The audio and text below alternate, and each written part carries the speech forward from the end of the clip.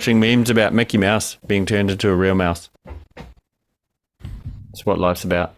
He is a mouse. Yeah, but he's a cartoon mouse, and this guy's turning him like he's literally taking a photo of a rat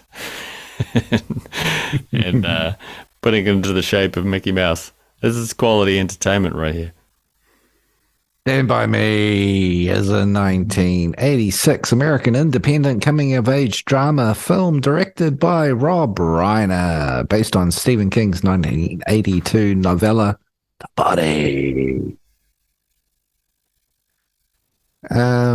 That's about all the research I've done on this film because I went and bought a Tesla this weekend. So. Oh, jeez. How do you know someone owns a Tesla? They tell you. Oh, yeah, that's true. They're good. Stand By Me. You don't have to carry this episode. Oh, did you even watch it? Yeah. In 1980. Oh, no. No, I watched it. Of course I watched it. I'm not Brad. So, yeah. Ha. Classic. Wonderful piece of cinema. There, I jumped straight to the point. You don't need to wait here. I enjoy this one. I enjoyed it when I was a kid. I've enjoyed it. Surely every 2 years I'd watch this thing again. It's just one of those films that is just there. It was there through the VHS age. It's always on TV. I'm done. How about you? The only thing you really need to know about this is there's a bunch of has-been hacks starring in it. Will Wheaton, who gives a shit? River Phoenix, who gives a shit? Jerry O'Connell, who gives a shit? Kiefer Sutherland, who gives a shit? Blah, blah, blah. But the star of the show, really, probably one of the most talented people on the planet. Someone that we've discussed many times we need to review his music because it's so amazing, but then it's like, what words do we have in the English language to describe the majesty of Corey Feldman? There aren't any words to describe Corey Feldman, are there? And his talent in this film just shines through and carries a weak script, poor direction, terrible, god-awful acting, except for, of course, the shining light of Corey Feldman. Really. What else can you say? Corey. Keith Sutherland, he's never going to add up to anything. Well, he did Lost Boys. That's good. Again, carried by Corey Feldman. River Phoenix, obviously, the ugly duckling of the film, who was always in the shadow of Corey Feldman and OD'd because he knew he'll never be a Corey Feldman.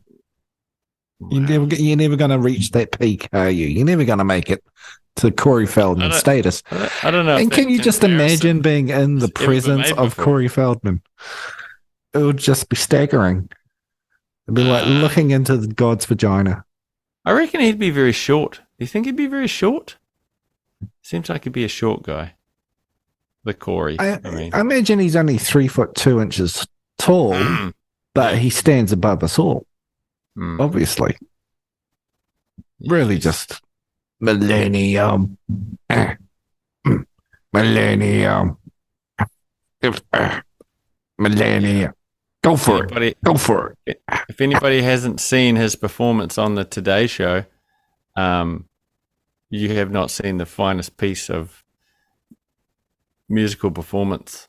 Everybody's heard it. Everybody knows it. Everybody owns all the albums, the entire catalog. It's really in the movie Bill and Ted's Bogus Journey, when they come back and their music saves the universe. It's happening. Corey Feldman already done it. Plot hole. Yeah. You know? Yeah. That's it. Yeah. So, my Corey Feldman box set, of course, on order. I'm in tears every day when it doesn't show up. Oh my God. I've been cutting myself. Who was the other Corey? There were two Corys, right? Haim. What did he ever? How was he fucking famous? What did he ever do? I remember there was the show in the presence of Corey Feldman once, and that's why he's famous. Well, they were in the Lost Boys together, right? I get that. Overshadowed by Corey Feldman. What the fuck else did Corey Haim do? Did he do anything? He was on the coattails of Corey Feldman. Ah, so he just there's another Corey. I'm gonna try and pass myself off as that Corey, the better Corey. And then he realized he's never going to be the Feldman, so he OD'd. I don't know. Yeah, that's how it works. Yeah. If anybody wants to leave in the comments anything that Corey Haim did, I'd really appreciate it, because you guys know me. I'm not going to do my research, so I think he just read the comments. Told everybody. Well, he must have done more. Surely he was a star. Well, yeah, but he was on the coattails of Corey Feldman. No, I think it's really just that simple, Brad. I don't see what you're not getting here. Well, I'm a simple man. There's the center of the universe, and it's called Corey Feldman. Okay, it's the CF. Yeah. And Corey Haim was he flew too close to the sun.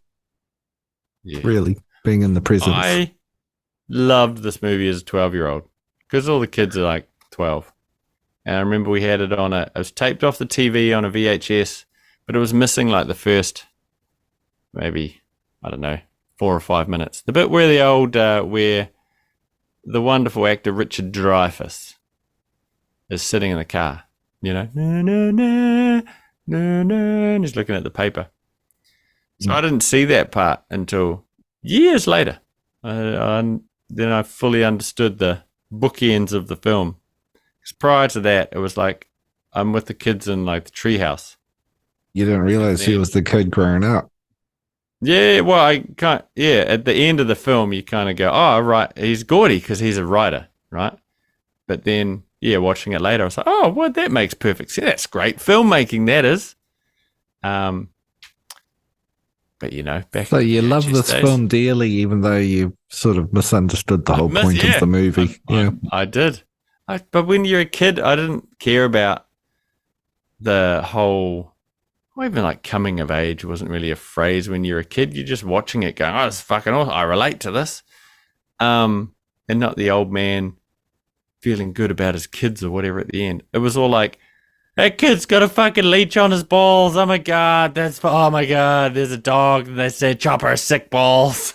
It was all just great, just kids having fun, but going on like an adventure that was pretty serious, I guess. Going to see a dead body. I get a little confused about what the film's actually about. Like, even when I was a kid, I'd watch and go, I don't really, in the end, know. Like, I don't understand why they were so attached to, who's claiming the dead body. Well, it was for the fame, right? They wanted to be the ones that got their picture in the paper. That was a big deal in the 50s. Your picture in the paper, Yeah, really gonna like pull out a knife and that was about threatening to kill someone over. But they were like, I guess Kiefer's character was only supposed to be like 15 or 16, wasn't he? So you don't make the best decisions when you're that age. Everything's fucking life and death, So kind of understood it. He was the bad guy, didn't want to be a pussy, Yeah, no.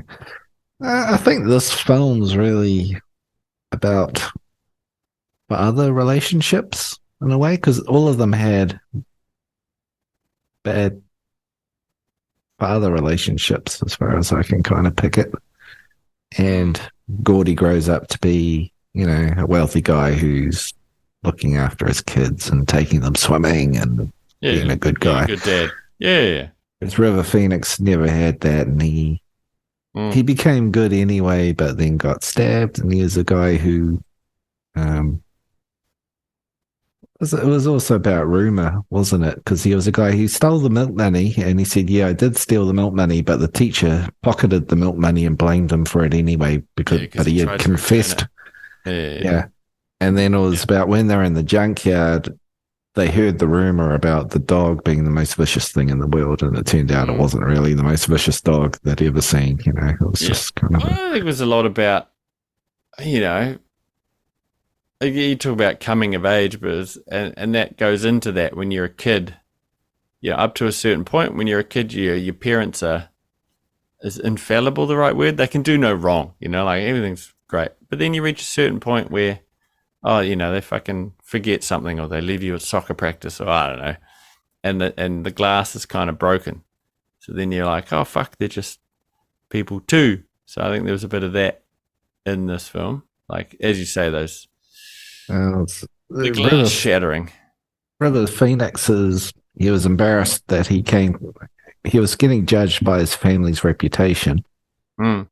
And he kind of was a bit like his family anyway, stealing the milk money, but he was raised by dickheads. So he sort of grew up to be a dickhead, but he changed his ways. Whereas Will Wheaton was the wrong kid died. The wrong kid died. Whereas his brother died, and the parents are like, the wrong kid died. Father's basically just telling him, why can't you be like your brother? Be more like Danny. Yeah.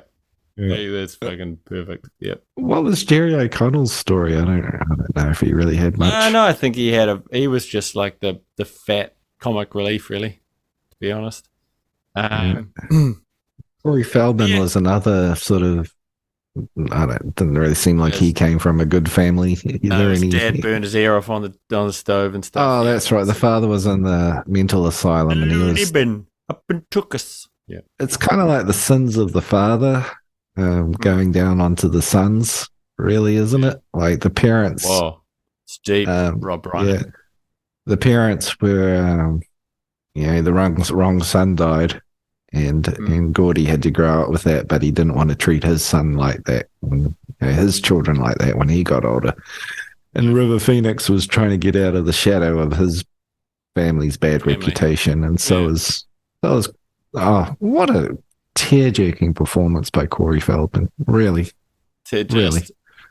Well, honestly, all the four kids do pretty well acting. You know, there's not a bad one in the bunch. I think they all do a very convincing job. Will Wheaton, but he's playing a kid, you know? So it sort of works. River Phoenix, not the best actor in the world. Will Wheaton, not the best actor in the world. Jerry Connell, of course, went on to do great things in Piranha 3D, which a fantastic movie we've reviewed.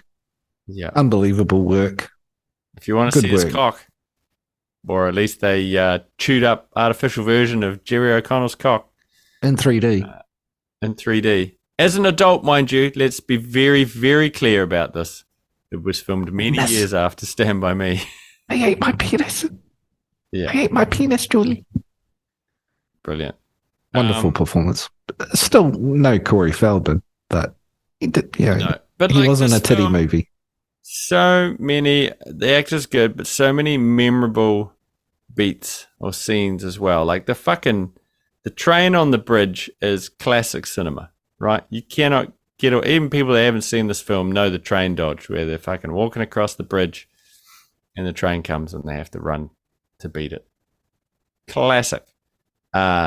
The leech scene, there's a leech on his penis. Yeah, leech on his willy. And then later to be far improved and exceeded by Jerry O'Connell when he gets his penis eaten by piranhas. By piranha, yeah. It's foreshadowing. Piranha is actually a sequel to Stand By Me, I think. Yeah. Well, I think this was just setting up the majesty of Piranha 3D. Yeah. Obviously, I think this was just laying the groundwork for some terrific performance by Jerry O'Connell as a man who's had his penis eaten by piranhas. Touching. Very touching. And then when you see it floating through the water, you're like, wow, powerful. That's right. And then the fish eats it. Yeah. Oh, shivers right now. Powerful. Powerful. Chills, goosebumps. Where is his Oscar? Where is his Oscar? Where? In the middle of the film, another classic scene where Gordy tells a story about the pie eating contest. Oh my God, we laughed about that for hours. Around the people throwing up. Yeah, genius. Just brilliant. Gordy again with the gun at the end. It's just classic stuff. Well-made film. Though if you think that it was made in the 80s, right? Let's subject change. It was made in the 80s, but it was set in the 50s, right? As a massive Stephen King fan, if I just segue for a second, have you read The Body? Finish my fucking point. What a cunt. Yes, I've read The Body. Many years after seeing the film, I read The Body. Yeah. Good. Similar? Good? Yeah, good. Slight differences, but it's essentially, 4 kids in the 50s going to see a body. It's been a few years since I've read it, but yeah, I really enjoyed it. I enjoy a lot of Stephen King, so it's one of his good one of his short stories, or a little novella they call it, but it's very good. Now, the point I was trying to make before I was so rudely interrupted: 1980, and set in the 50s. So that's what, 30 years? 5, 6, 7, 8? Yeah. So if we went now, so what are we? Let's say 2020. We're going to go back 30 years and make a Stand By Me for today's audiences. It's going to be set in the 90s, right? Is that how it works? Yeah, that's 30 years. That'd be kind of cool. Like all the 50s music was rad. I remember growing up. This is what made me love fucking Buddy Holly and all that old stuff was this film. So maybe we need a reworked Stand By Me, but with fucking Nirvana and sweet 90s music. You've disappeared. I was just reading the trivia on the website because I bought a Tesla on the weekend. I didn't have time to do any research. So. I don't want to make it about me. Hope your power bill skyrockets. 20 cents a kilowatt. Woo. I was just reading that the kids had gone into mischief on the set. They threw all the poolside, the hotel they were staying at, they threw all the pool furniture into the pool. And Will Wheaton fixed the video games so they could play them for free. Oh. I bet that was all actually done by Corey. They covered Kiefer Sutherland's car in mud. Oh, wow. Little pricks. They didn't know it was his car when they did it. So they just picked a random car. Cover it in mud. Yeah, they picked a random car and it ended up being Kiefer Sutherland's. Oh. Yeah. But no, I like good soundtrack, good film, well shot, well directed, well acted. Can't complain. Stand By Me. It's a fucking classic. If you haven't seen it, what the fuck are you doing? Turn this shit off. Go and watch the film. Kiefer Sutherland claimed in an interview that in one of the locations of the film, a Renaissance fair was being held and the cast and crew attended bought some cookies. Unfortunately, the cookies turned out to be laced with pot. And 2 hours later, the crew found Jerry O'Connell high and crying somewhere in the park. Poor little Jerry. I think he was the youngest when they shot it. I think he was like 11 maybe. Allegedly. I haven't really looked that up. He's a man now. He's a man now. Well, he's a dickless man now. He's piranha ate it. Actually, I think he died in that film, didn't he? His character. Well, you don't live long without the penis, Brad. I think it's wasn't you can his only lower half of his body totally gone? Yeah, there was just little skeleton legs, and his penis had been taken by a fish, and it was floating through the water, which powerful. Did you know? Powerful scene. Powerful. Did you know that piranhas very rarely bite animals or people? We've been raised with false facts here in our lives, and most piranhas will swim away when anything enters the water, and it would take up to 3 days to eat a cow, not like 30 by itself or all of them. No, a pack, 3 days. Yeah, they're not carnivorous by nature. Aren't they? I only learned that like a few months ago. I was like, what the fuck? Movies led me astray. Yeah, I'm still a little miffed about raptors in Jurassic Park because they're like little chicken things in reality. It was kind of, couldn't they found another dinosaur that sort of suited? That's it. No, they all eat grass. What? Yeah. And announced that the T-Rex was just a big chicken or something. Well, I think they've done that already a while ago. They reckoned it was, they're saying it was more of a scavenger than actually a predator. Oh. And it would, yeah, but they change their mind every 2 minutes. Like after that, it's get a new expert in. Yeah. Let's face it, they've never seen one. Yeah, and true. they find one bone out of the entire body, and they go, "Wow, there's the life history. It hung out by water, and it would have done this." And everybody's guessing. Yeah, honestly. And then someone said, "Well, they're like birds, aren't they?" And then someone said, "Oh, they probably had feathers. Have you found a feather? Have they found feathers? I don't know." Yeah, well, look, maybe they've found some fossils. Maybe if you could just find a big mud imprint of a T-Rex. It might have feathers. I don't know. When I was in Chicago, I was they have the most complete skeleton of a T-Rex. They call it Sue, and it looked like it would fucking eat you. It's fucking huge. But again, that's just guesswork. They don't know how that shit went together. They just, like you say, they found a couple of bones. No one's ever found a complete one, have they? Yeah. A lot of how they actually lived. Yeah, it's an evolving thing, isn't it? I guess they can figure out. They find it by where they think there was water. They go, it was water. It was aquatic. Yeah. I'm sure it's all in the Bible somewhere. You know, people just need to read that better. In the dinosaur section of the Bible. Yeah, it's In the beginning, there was dinosaurs. Let's skip that bit. Let's just get to the humans. Lizard. And lo, Jesus turned his head and saw a fucking pterodactyl plummeting at him. He said, "These creatures are shit. I'll try again." Maybe in 65 million years. Something like that. Yeah, it sounds. I think it's it's in the vague parts at the front, Old Testament. You know, the one that nobody reads anymore. I'll just put these bits here so that people will doubt I exist, and then it's all part of the plan. I'm pretty sure this will test their faith, because I'm a prankster god. Yeah. It says there was a budget of $8 million estimated. And worldwide made, far out.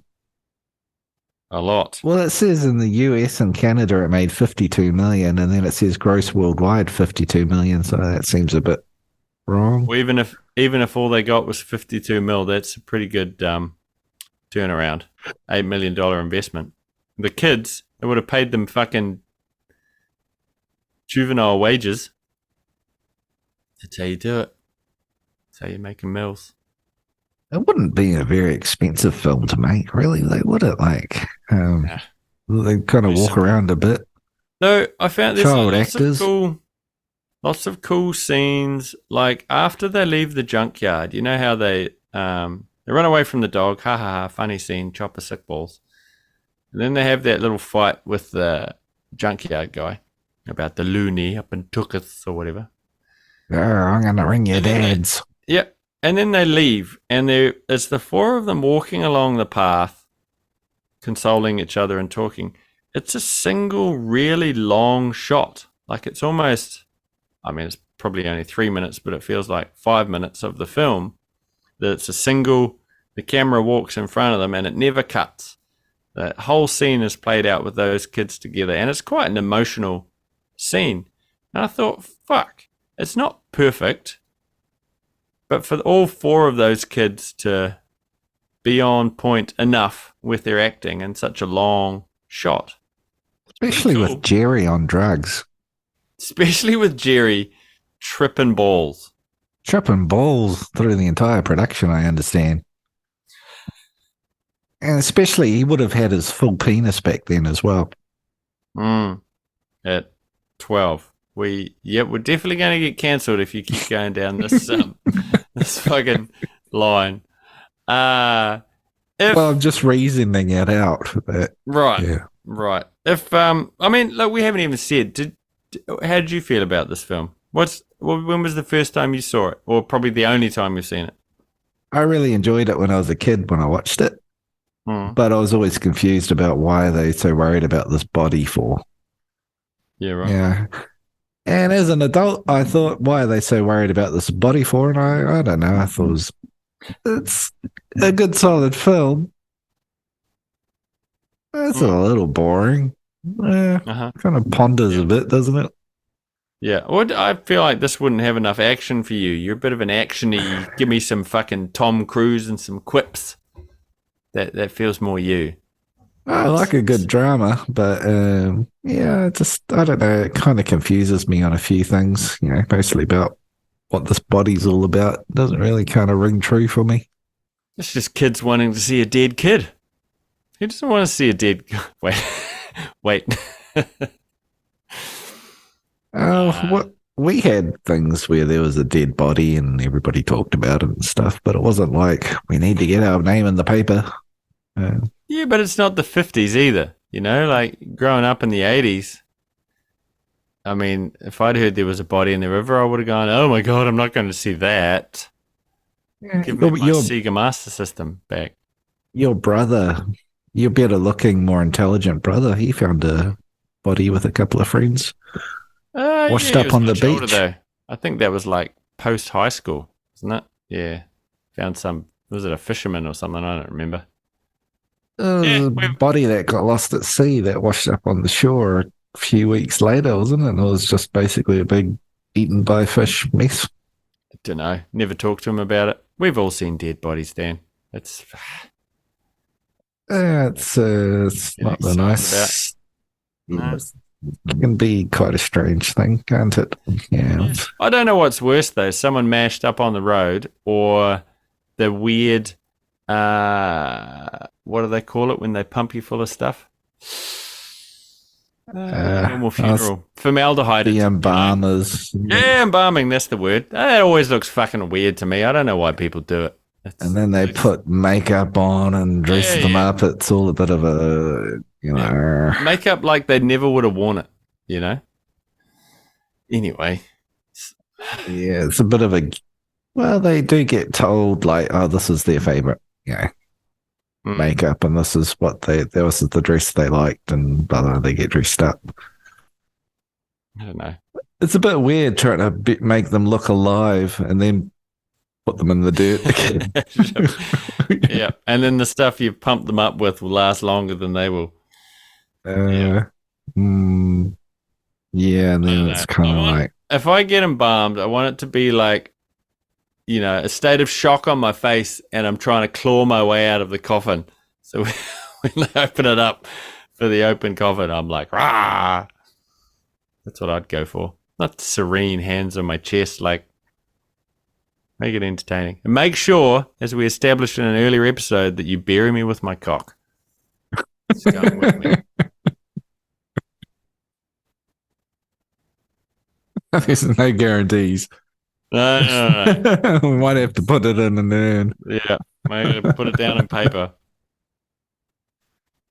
Yeah. Yeah. I'm not particular. With it, without it. All right. I intend to die in battle, so I think it'll be a closed casket. All right. A warrior's death. Yeah, just scoop the bits up and stick it in a box the size of, stick it in a shoe box. That'll be all that's left. And I'll be happy. Spear to the face. Yeah, and then shoot me into the sun. Yeah. Sing songs with me. All right. Well, if I look at scrolly, where the user review, I don't want to look at that woman. This fucking touchpad. Very organized. I don't want to rate the page. Details. You still there? User reviews. Here we go. Just waiting for you. Someone gave it a 10 It's not a guy's film only. Yeah, I'm on IMDb looking at the cover. 10 out of 10. One of the best adaptations of Stephen King's story ever. 8 out of 10. 10 out of 10. 10 out of 10. 10 out of 10. 10 out of 10. A small masterpiece. 8 out of 10. Stephen King with a great story. 9 out of 10. 10 out of 10. Shit, what's the average on this thing? Mate, 10. Just shaboopy. 8.1 out of 10 on IMDb. All right. The old cold-hearted bastards over there. Yeah. At the Internet Movie Database. So, if you were going to double feature this, recommend this picture with another picture, and it'll be like, oh, these two together, wonderful. Yeah. What would you double feature this with? Well, this is simple. Don't even have to think about it. It also stars the wonderful and talented Corey Feldman and a cast of other young, hip actors. It's the fucking Goonies. The Goonies. Stand By Me in the Goonies. It's a good Friday night. It's another comic relief chubby kid there. It's perfect. All right. I'm going to go with The Lost Boys. Oh, nice. Yeah. What's better than one Corey Feldman? Two Corey Feldmans. Yeah. We'll see with that one, though, you get double the Corey and double the Kiefer as well. Yeah. And I'm also going to recommend the entire catalogue of musical releases by Corey Feldman as well, on repeat. Yeah. Fantastic. I couldn't even name the album, actually. But I'm sure if you just put Corey Feldman in Spotify. What's the one where he's crawling out of hell? I can't remember. Awesome. And there's the angels. I don't know. Yeah. He was out to save the world. Controversial album. It didn't go well. A masterpiece, really, when you think about it. Yeah. I'm going to drop character and just say it's fucking atrocious. I don't know what he's doing. He thinks it's amazing, but it's totally not. Have you ever heard a Corey Feldman album? This Michael Jackson dance moves. That's, oh my God. Good on him, though. Millennium. He really doesn't care. And that's good. Millennium. Yes, but I mean, each to his own, but I still stand by the work of Corey Feldman as superior masterworks. Right. I reckon if we did an episode on some of Corey's music, it'd be one of our shortest. It'd be a record, I think. I think it's a good idea. I think it's a good idea. Oh, well, imagine there'd be a lot of value in it. Yeah. Well, it's my musical choice this week, so we'll see. Oh, well. Yeah. I think we've done this a record time. Another perfect episode, don't you think? Just continued quality. And if you've enjoyed listening to us here at Pointless and Confused, be sure to, no matter what the platform, leave us a 5-star review. Or you're a dry old cunt. Ooch. Yeah. Wise words. Well put. Very sensitive. I think something to think about for all of us there. Yeah. Very sincere. Yeah. Let's leave it there. People